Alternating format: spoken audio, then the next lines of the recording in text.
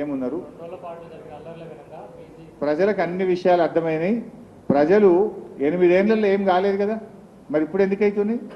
ఎవరు మాట్లాడిండ్రు? అంత తెలియదా? ప్రజల అమాయకులు కాదు.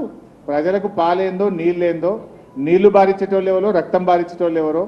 ఇది శాంతియుత. ఇప్పుడు నిన్న కర్ణాటకలో ఎవరు పెట్టిండ్రే హిజబ్ పంచాయతీ? దానివల్ల ఏమైంది?